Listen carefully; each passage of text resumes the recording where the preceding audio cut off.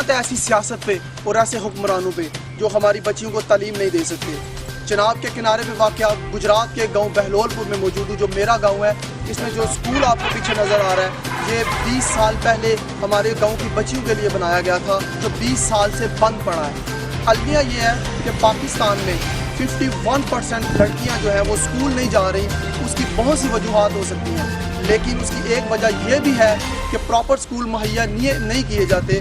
ہمارے جو حکمران ہیں ان کے اپنے بچے دوسرے ملکوں میں تعلیم حاصل کرتے ہیں، لیکن ہمارے جو بچے ہیں ان کے لیے پراپر اسکول مہیا نہیں کیے جاتے، جس کی وجہ سے ان کو ٹریول کر کے دوسرے شہروں میں دوسرے گاؤں میں جانا پڑتا ہے، جس کی وجہ سے غریب خاندانوں پہ خرچے کا بوجھ بڑھتا ہے اور وہ اپنی تعلیم کمپلیٹ نہیں کر پاتے۔